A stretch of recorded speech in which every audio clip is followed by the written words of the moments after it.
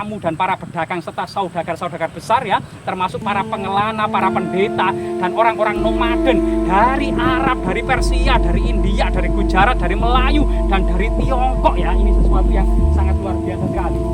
Mahuan dalam catatannya Yin Ye Sen Lang tahun 1430 Masehi itu juga mencatat bahwa sebagian memang para pedagang ini Muslim, sehingga kemudian makam Troloyo sebagai buktinya banyak sekali para pejabat tinggi yang sudah memeluk Islam yang bersinggungan.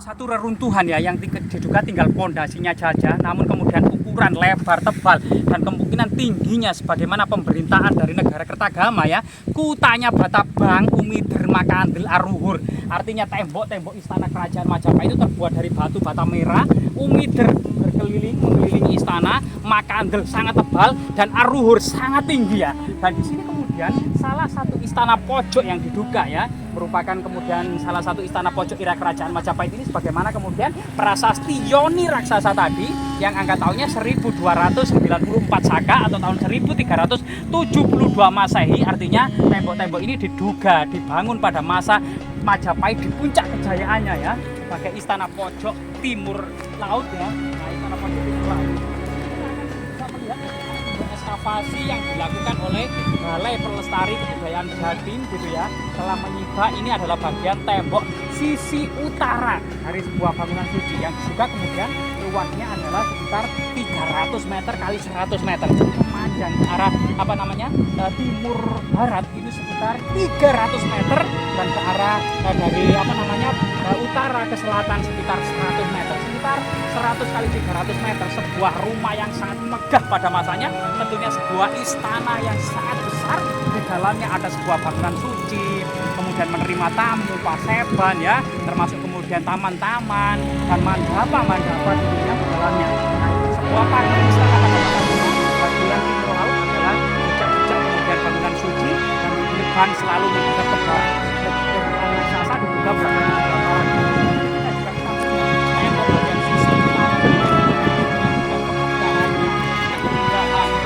Konstruksi bangunannya yang sangat kokoh dan kuat, bagaimana kemudian batu bata ini sangat berat, berbeda dengan batu bata saat ini yang ringan karena kebanyakan sekam, dan batu bata pada waktu itu sudah ada sebuah teknologi untuk mencampur ya adonan batu bata dengan konstruksi dengan bagian dari tanah liat, termasuk pasir itu dengan beberapa perbandingan yang sudah dipersiapkan secara matang oleh kerajaan Majapahit pada waktu itu. Jadi akan bisa kita lihat ya bangunan yang sangat megah pada masanya ini gitu ya, yang sangat kokoh, bahkan kemudian di tengah-tengah kemungkinan ini ada semacam menara pandang menara pandang, kemungkinan ada menara juga. Nah inilah kemudian diduga kemudian semacam menara ya yang kita tahu. Jadi istana tembok sebesar ini kemudian ada menara-menara raksasa yang kemudian menjulang tinggi, kemudian Wall of Constantinople. Jika kita bandingkan dengan tembok Konstantinopel yang pernah ditaklukkan Muhammad Al-Fatih tahun 1453 gitu ya, juga memiliki menara-menara raksasa seperti ini ya.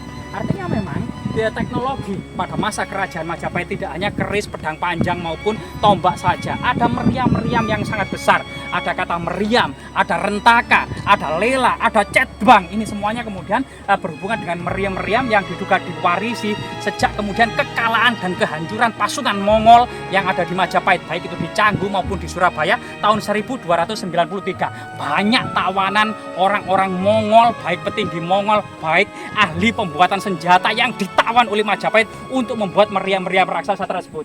Sehingga kemudian konstruksi tembok raksasa ini diduga merupakan tembok yang dipersiapkan agar kemudian kuat dari segala hantaman meriam-meriam dari luar. Namun kemudian diduga di Nusantara ini yang menguasai teknik meriam adalah Majapahit, sehingga angkatan laut Majapahit yang dipimpin oleh Empu Nala pun itu dilengkapi dengan meriam-meriam, baik itu meriam panggul atau cetbang ya, yang dibawa oleh prajurit Majapahit untuk menaklukkan dan menundukkan seluruh Nusantara. Sehingga Nusantara itu tidak hanya kemudian ditaklukkan yang saat ini menurut pemikiran masyarakat awam itu ya, Majapahit hanya menguasai 3 ilmu ya, yaitu 3 santet, pelet, dan ngepet saja. Namun Majapahit mempersiapkan dengan teknologi canggih yang diwarisi oleh dunia pada waktu itu. Misalnya yaitu cetbang atau kemudian meriam-meriam dari Tiongkok maupun kemudian kapal-kapal besar dari Persia dan Arab. Nah, ini semua perlu kemudian ya, jangan kemudian karena keegoisan, karena kemudian Majapahit itu hanya penganut siwa Buddha terisolasi. Namun Majapahit ini menerima banyak sekali teknologi dari luar, maupun kemudian Majapahit dalam penuturan Mahuan itu menerima tamu dan para pedagang serta saudagar-saudagar besar ya, termasuk para pengelana, para pendeta, dan orang-orang nomaden dari Arab, dari Persia, dari India, dari Gujarat, dari Melayu, dan dari Tiongkok ya. Ini sesuatu yang sangat luar biasa sekali. Mahuan dalam catatannya Yin Ye Sen Lang tahun 1430 Masehi itu juga mencatat bahwa sebagian memang para pedagang ini Muslim, sehingga kemudian makam Troloyo sebagai buktinya banyak sekali para pejabat tinggi yang sudah memeluk Islam yang bersinggungan dengan para Sabandar ini. Jadi luar biasa sekali teknologi era kerajaan Majapahit.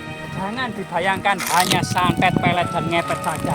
Konstruksi temboknya sudah mengalahkan the Great Wall of China, tembok besar China, lebih megah dari the Wall of Constantinople, lebih besar dari tembok Konstantinopel. Jadi itu luar biasa ya. Satu buah istana saja itu luasnya 3 hektar dikelilingi oleh tembok raksasa. Dan ini juga dalam kemudian catatannya, misalnya dalam beberapa ya, 12 baris kedua misalnya, yaitu di sebelah timur tersekat lapangan yang sangat luas menjulang istana ajaib Raja Wengker dan Rani Daha, Pinaka, Dewa Indra, dan Dewi Saci bersebelahan dengan istana Raja Matahun dan Rani Lasem, tidak jauh di sebelah selatan istana Raja Majapahit atau Wilwatikta. Sehingga kemudian raja-raja daerah di ibu kota Majapahit ini memiliki istana singgah yang berderek-derek ya, dan banyak sekali memang yang kita sebutkan tadi daerah-daerah yang memang di situ adalah keluarga Raja Majapahit gitu ya. Itu misalnya yang paling besar adalah Daha atau Kediri, kemudian Tumapel, kemudian Wengker, kemudian Matahun, kemudian Lasem ya, kemudian Pajang, Mataram, Pawanuan, Pamotan, Wirabumi ya, Singapura, Tanjung Pura, dan banyak sekali kemudian daerah-daerah yang di situ kedudukan adalah yang diduduki oleh keluarga raja atau keluarga dekat dari raja itu sendiri. Sehingga di sini kita temukan lagi menara lagi ya. Nah, ini kita sudah berjalan sekitar berapa tadi, sekitar 100 meter ya, sekitar 100 meter ada menara lagi, sekitar 100 meter ada menara lagi. Nah, di sinilah. Jika kemudian ini adalah bagian dari konstruksi atau bagian dari tembok benteng istana yang ditinggikan menjulang tinggi, maka kita akan bisa melihat kemegahan tembok benteng istana era kerajaan Majapahit dengan menara-menara pandang yang menjulang tinggi, tempat para prajurit menjaga tembok istana ini ya. Dan luar biasa sekali. Semoga kemudian situs ini menyibak ya, serta kemudian mengungkap kebesaran kerajaan Majapahit di masa lalu, sehingga tidak lagi kemudian ada opini-opini miring, tidak ada lagi kemudian opini-opini yang mensatir ya. Bagaimana ada di sebagian orang-orang yang ada di Jakarta ke sana mengatakan Majapahit hanya legenda belaka, Sriwijaya hanya sekumpulan bajak laut. Dan lihatlah kemegahan ini. Jadi Prambanan, Borobudur, Pelaosan, Candi Sewu. Ini merupakan sebuah benang merah dari peradaban Jawa di masa lalu, dan Majapahit hanya kelanjutan saja. Sebagaimana kemudian kota Trawulan yang disiapkan oleh Empu Sendok pada abad ke-10, kemudian dilanjutkan pada masa Kahuripan, Kerajaan Kadiri, Kerajaan Singosari, dan ternyata Majapahit lah yang mewarisi dan benar-benar berhasil kemudian membawa kejayaan dan memayungi seluruh Nusantara. Bahkan kebesaran Majapahit akan tersirat dalam kitab Sutasoma karangan Empu Tatular, Bhinneka Tunggal Ika Tandhana Dharma Marwa. Jadi berbeda-beda tapi tetap satu ya, di bawah naungan atap kerajaan Majapahit. Semoga bermanfaat.